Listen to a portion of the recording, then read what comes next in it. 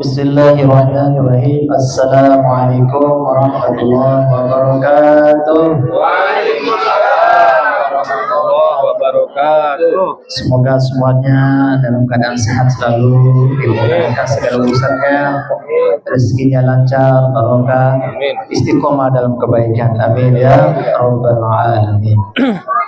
Alhamdulillah ala nikmatil iman wal islam wa huma min a'zami ni'ami wa kafa biha min ni'mah.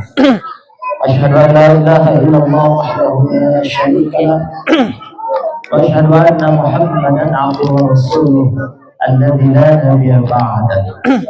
Allahumma shalli wa sallim wa barik ala habibina wa syafi'ina qurrati a'yunina sayyidina Muhammad sallallahu alaihi wasallam wa ala alihi wa ashabihi ajma'in. Amma ba'd. Qala Allah ta'ala inna 'iddatash shuhuri 'inda Allahi 12 shahran fi kitabillah yawma khalaqas samawati wal arda minha arba'atun hurum. Wa qala an-nabi sallallahu alaihi wasallam khamsatu layalin la taruku fihi ad-du'a min awali laylatin rajab wa laylatin min nisfi sya'ban wa laylatil jum'ah wa laylatil idil fitri wa laylatil idil adha atau kama qala Nabi sallallahu alaihi wasallam.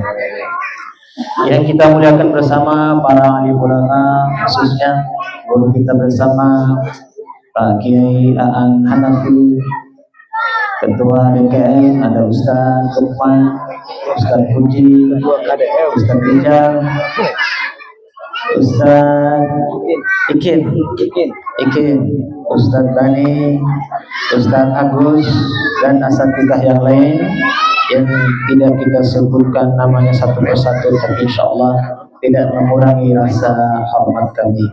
Mudah-mudahan para guru kita sehat selalu, dimudahkan segala urusannya, ilmunya barokah untuk kita semua. Amin ya rabbal alamin. Dan kepada Ketua Paguyuban Blok I Pak Muhammad Bayul, mudah-mudahan Allah berikan kekuatan selalu, sehatkan selalu dalam mengurus warganya. Amin ya rabbal alamin. Dan kepada bapak-bapak semuanya, ada ketua lorong juga ya. Ya, siapa ketua lorongnya? Pak Rusli, insyaallah, alhamdulillah, udah gak asing. Pak Rusli, alhamdulillah, gak kenal. Ibu-ibu, ada ibu-ibu yang beruntung hijau, ini khas nih dari Majelis Muhammadiyah dan ibu-ibu warga umumnya Blok E. Mudah-mudahan semuanya dalam keadaan penjagaan Allah Subhanahu wa taala, selalu diberkahi oleh Allah Subhanahu wa taala semua ahli keluarganya. Amin ya rabbal alamin. Karena waktunya singkat, kita akan langsung ke materi yang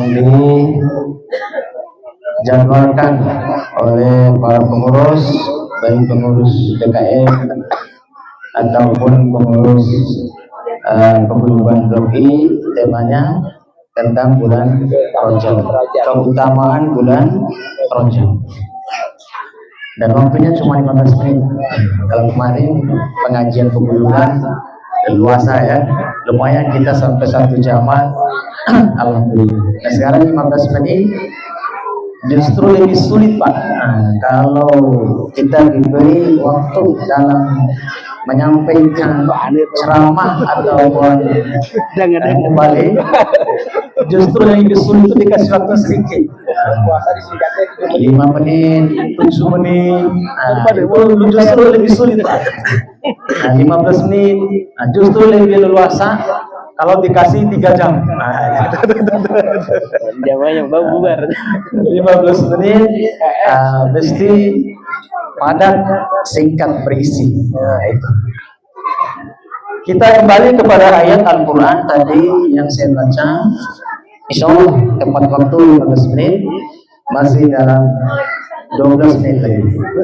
Apa mau lewat nggak apa-apa. Allah Subhanahu wa taala berfirman di dalam surat At-Taubah ayat 36, inna iddatash syuhuri 'indallahi 12 syahran fi kitabillah yauma khalaqas samawati wal arda minha arba'atun hurum.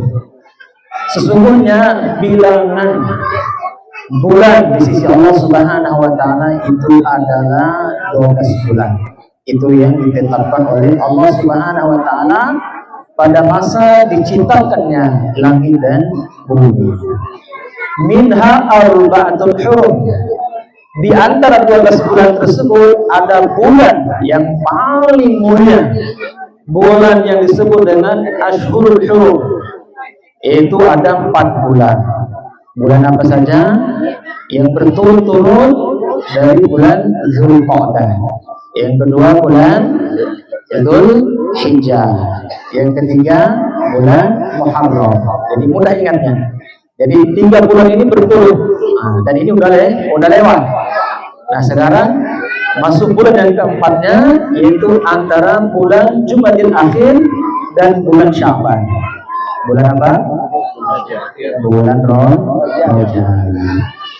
Imam Syabdul Qadir Jalani menyebutkan bahwa Rajab itu kepanjangannya, pertama huruf Ra itu adalah rahmatullah. Yang kedua huruf Jim, Judullah. Yang ketiga adalah Ba. Ba itu adalah Yurullah. Yang pertama rahmatullah, diturunnya bercurah-curah rahmat Allah Subhanahu wa taala bila azabin, itu dengan tanpa azab Allah Subhanahu wa taala atau siksaan Allah Subhanahu wa taala. Yang kedua huruf apa tadi? Rajab, Jim, Judullah, itu kedermawan Allah Subhanahu wa taala bila bukhul, itu sedikit pun tidak ada rasa kikirnya, selalu dalam kedermawanannya. Itu di bulan Rajab. Yang berikutnya adalah birrullah bila jafar, yaitu kebaikan Allah Subhanahu wa taala tanpa batas. Maka disebut Rajab ini adalah syahrullah, bulan Allah Subhanahu wa taala. Untuk kita persiapkan nanti bulan yang berikutnya adalah bulan Sya'ban.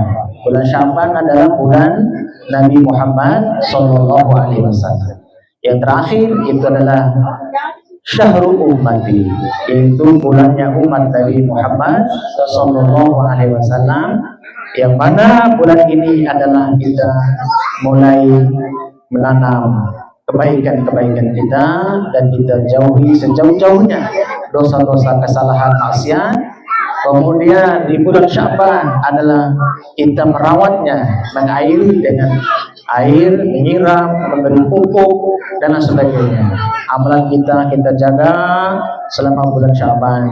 Kemudian di bulan Ramadannya adalah bulan panen.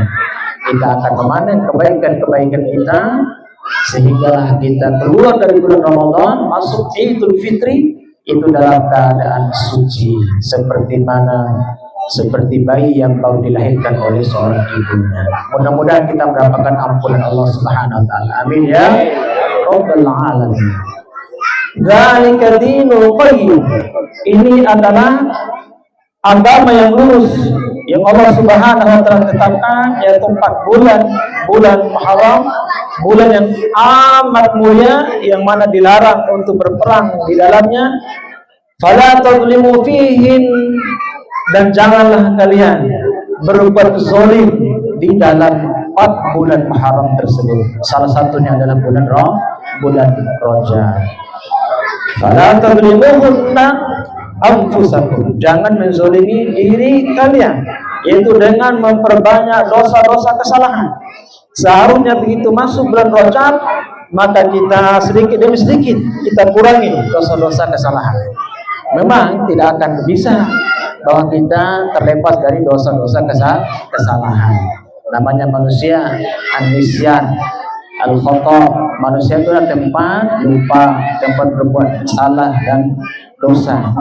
Namun sebaik-baik manusia, khairul insan, sebaik-baik manusia adalah sebaik-baik orang yang melakukan dosa-dosa kesalahan adalah at-tawwabun, yaitu mereka yang cepat kembali bertobat kepada Allah Subhanahu wa taala.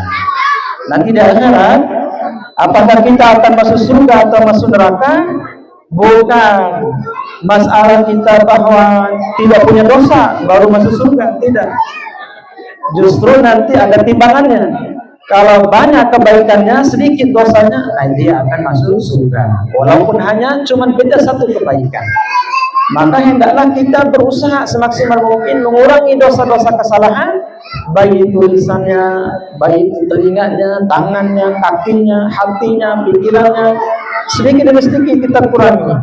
Nah, kemudian ambil perhatian ataupun ambil peluang kesempatan untuk memperbanyak amalan, memperbanyak kebaikan-kebaikan. Yang mana kebaikan-kebaikan tersebut akan menambah timbangan amal kita nanti di akhirat. Faman thaqulat mawazinuhu fahuwa fi 'ishatir radiyah. Barang siapa yang amal kebaikannya lebih berat, maka dia akan mendapatkan kehidupan yang bahagia. Wa man khaffat mawazinuhu fa ummuhu hawiyah. Barang siapa yang amal baiknya sedikit, lebih berat timbangan dosanya, maka dia akan ditempatkan, akan dikembalikan, dimasukkan ke dalam api neraka, akan masuk kepada neraka hawiyah. Wa ma adraka hawiyah. Apakah neraka hawiyah itu? Neraka hawiyah adalah narun hamiyah, yaitu api yang sangat panas. Memperbanyak kebaikan di bulan Rajab dengan menghadiri majelis-majelis taklim, kemudian berinfak, bersedekah. Ada peluang kita untuk bersedekah, silakan bersedekah. Di blog ini, alhamdulillah ada program Jumat Berkah. Ada Jumat Berkah, ada ibu-ibu yang mereka kompak untuk berbagi makanan setiap Jumat. Kita ikutan, ada peluang kesempatan, walaupun cuma 20.000, 30.000, 100.000, ya lebih banyak lebih bagus. Nah, itu untuk memperbanyak kebaikan. Setiap butir yang dimakan, air yang diminum, semuanya itu adalah ada kebaikannya. Sampai Nabi SAW sebut, ittaqina walau bisyaqqit tamar. Elakkan diri kalian dari siksa api neraka, walaupun hanya dengan bersedekah separuh kurma. Separuh kurma. Sampai Nabi sebut bisa menjauhkan kita, mengelakkan diri kita dari siksa api neraka. Lalu bagaimana kalau kita bisa memberikan makanan kepada 1 orang, 5 orang, 10 orang, 100 orang, dan sebagainya? Tentu akan lebih banyak lagi kebaikan-kebaikan kita. Apalagi di bulan Muharram. Pun dosa-dosa kesalahan, bapak-bapak, ibu-ibu, kalau kita lakukan di bulan Muharram ini, itu akan berlipat ganda.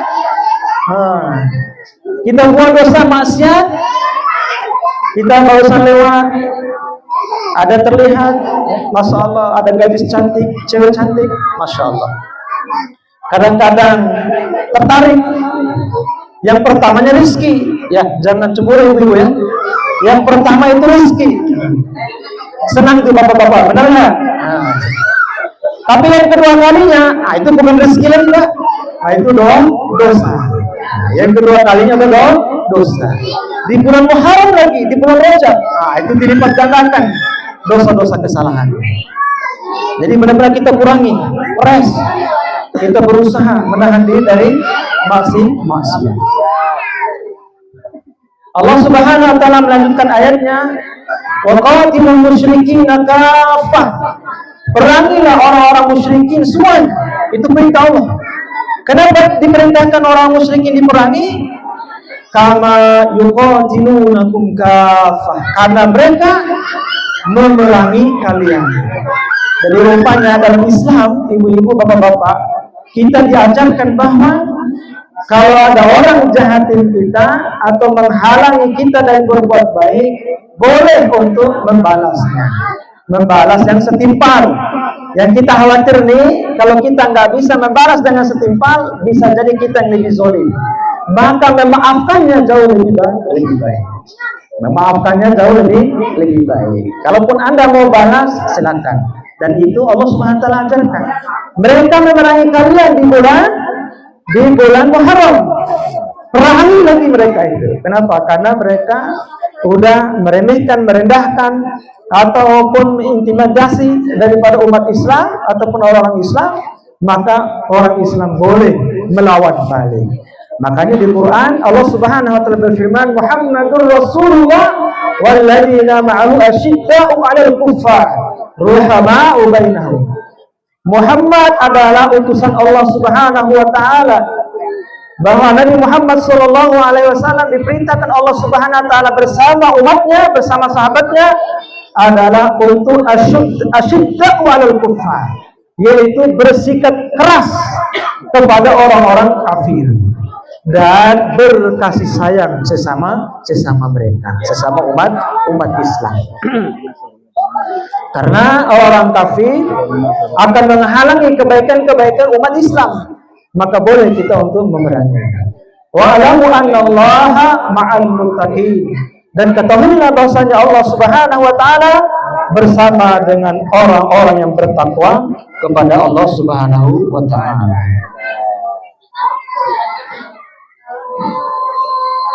Tujuh menit lagi. Nah, insya Allah tepat waktu.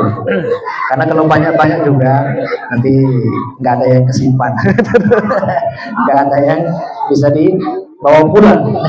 Kebanyakan ini oleh-olehnya. Nah, cukup insya Allah. 15 menit insya Allah cukup. Nah, yang penting tadi satu ayat udah kita bahas tentang keutamaan bulan Rajab. Mudah-mudahan kita dapat melakukan kebaikan sebanyak-banyaknya dan menjauhi dosa-dosa kesalahan sebisa mungkin.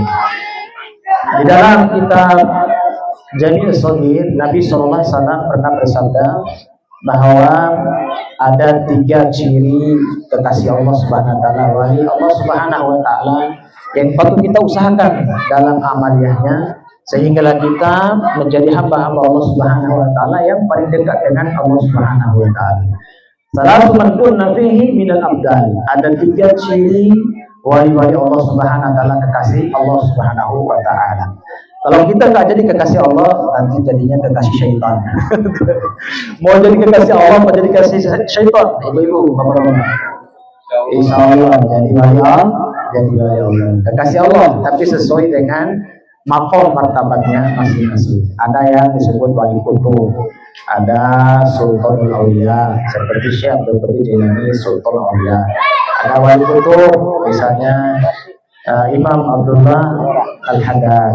Kemudian ada Imam Az-Zajili, Abdul Hasan Az-Zajili, Imam Nawawi. Itu wali-wali kutub yang kelas dunia.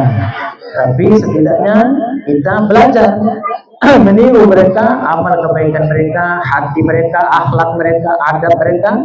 Insya Allah walaupun minimal lah jadi wali Allah di rumah, jadi wali santri, jadi wali murid, minimal di dalam rumah kita sebagai suami, sebagai pemimpin yang terbaik bagi istri dan anak-anak kita di rumah. Amin. Ya. Dengan upaya apa tadi bapak-bapak, ibu-ibu? Dengan upaya memperbanyak kebaikan dan semaksimal mungkin kita mengurangkan dosa-dosa kesalahan. Tapi memang kudu, nah, mohon maaf ya, cuma itu kisahnya bahasa Sunda, nggak ada yang lain. Jadi kalau kita tahu ilmunya, nah, jadi kita bisa dapat mengurangi dosa-dosa kesalahan dan menambah kebaikan. Tapi kalau ilmunya kurang, ada kesulitan sedikit untuk kita membedakan mana kebaikan, mana yang tidak baik. Itu perlukan ilmu. Tambah lagi yang keduanya, yang satu paketnya adalah iman. Jadi ilmu dan iman itu nggak bisa dipisahkan. Ilmu dan iman ini seperti mana lampu atau cahaya dengan mata. Misalnya mata itu adalah cahaya ilmu, sementara lampu ataupun alam matahari misalnya kalau siang hari itu adalah iman. Salah satu daripada dua ini tidak bekerja sama, lampu ataupun cahaya di luar daripada fisik kita dan mata kita, maka tidak bisa membedakan mana sesuatu yang memberi manfaat ataupun sesuatu yang membahayakan kita. Misal, ini ada lampu, ada cahaya, matanya buta, Nah, nanti nggak bisa membedakan mana pisang, mana jeruk, mana air. Nah, nggak bisa bedakan. Masih syukur ya, alhamdulillah, nggak bisa membedakan antara makanan dengan makanan. Yang repot itu lelaki di jalan, nggak bisa bedain mana got, mana jalan, mana ular, mana toyang. Ada nggak bisa bedain. Walaupun dia bisa melihat, tapi karena nggak ada cahaya. Jadi kedua-duanya mesti bekerja sama. Ada cahaya alam, kemudian ada cahaya mata. Nah, dalam membedakan kebaikan ataupun yang tidak baik itu diperlukan iman dan ilmu. Ilmu itu adalah yang akan memilah-milih mana ini perkara haram, mana ini perkara syubhat, mana ini perkara yang baik, yang halal, mana yang sah, mana yang tidak sah, dan lain sebagainya. Itu adalah ilmu. Tapi untuk melakukan amalnya itu diperlukan iman. Karena ada banyak orang tahu ilmunya, tapi belum tentu dia bisa menghindarkan diri dari dosa. Belum tentu juga dia mampu untuk melaksanakan kebaikan. Kenapa? Karena hanya baru tahu, belum lagi punya ma'rifat, belum lagi mengenal Allah, belum lagi ada rasa takut kepada Allah Subhanahu wa Ta'ala. Maka perlu kita tahu mana sih amal-amal yang disebut dengan sebagai makom kekasih Allah Subhanahu wa Ta'ala. Yang pertama adalah ar-ridha bil qada. Dia adalah meridhoi, senang, menerima atas takdir ketentuan Allah Subhanahu wa Ta'ala. Dapat nikmat disyukuri, dapat musibah cobaan itu harus sabar. Fa in asabathu sarra syakara fa kana lahu khair.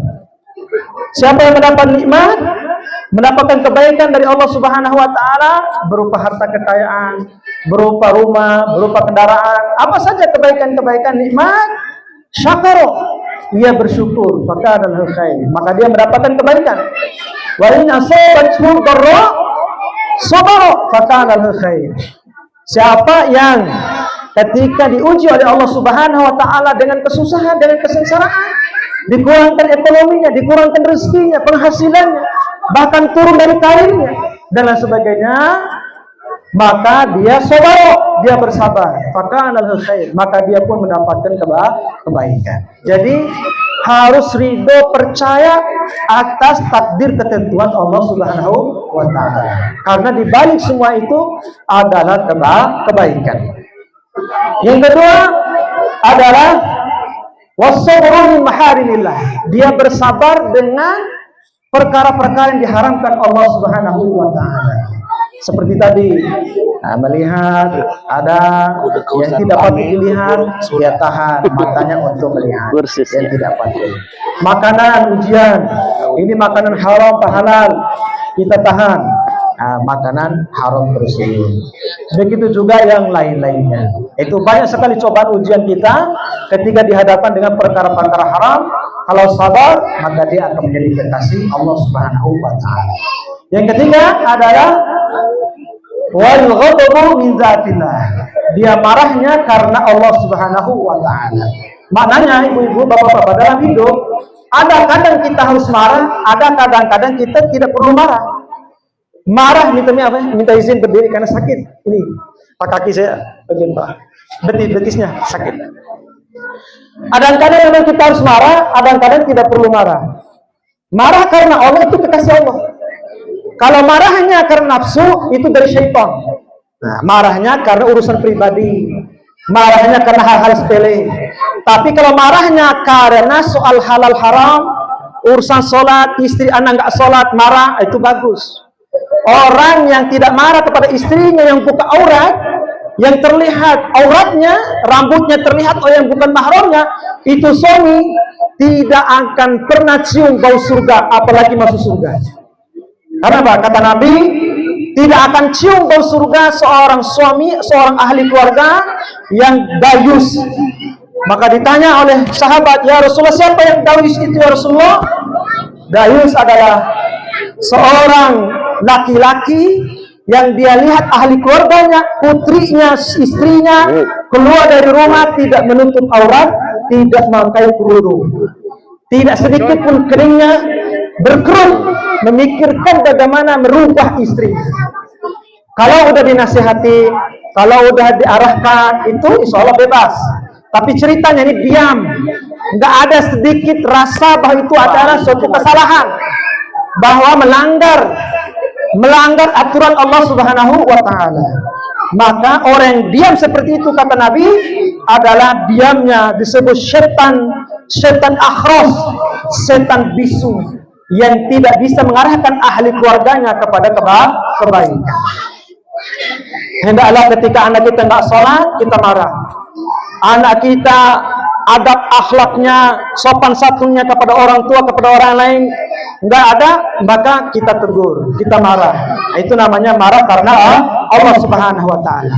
Ada satu cerita, ini terakhir, ada satu cerita Sayyidina Ali radhiyallahu ta'ala, seorang sahabat yang mana ketika di medan perang dia melihat ada seorang kafir yang memang pada waktunya yang munasib ini orang tinggal lagi dibunuh, udah ada dalam kekuasaan Sayyidina Ali radhiyallahu ta'ala, tinggal dipenggal lagi lehernya, udah ditundukkan.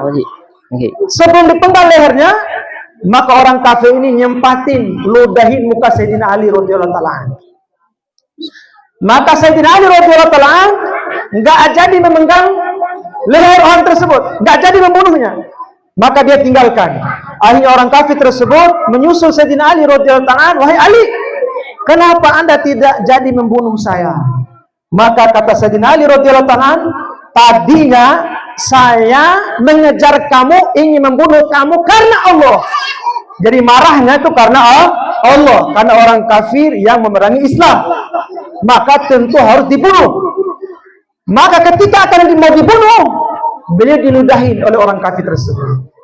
Saya tidak bisa membedakan antara saya akan bunuh anda itu karena Allah atau karena saya membunuhmu itu karena marah, karena urusan nafsu. Marah karena diludahi. Kalau tadi marahnya karena Allah, kalau ini marah karena diludahi. Saya nggak bisa membedakannya. Kalau saya penggal anda, khawatir saya penggal anda itu karena marahnya karena diludahi. Akhirnya orang kafir tersebut langsung mengucapkan syahadat, masuk Islam. Justru ada kebaikannya, ditinggalkan oleh Sayyidina Ali radhiyallahu ta'ala. Insyaallah untuk pembahasan selanjutnya akan dilanjutkan oleh guru kita Pak Kiai Aan. Mudah-mudahan sedikit banyak pembahasan yang kita bahas tentang ayat Al-Quran, tentang bulan Rajab, dan beberapa yang disebut tadi, semoga manfaat dan barokah. Amin. Sekian, wassalamualaikum warahmatullahi wabarakatuh.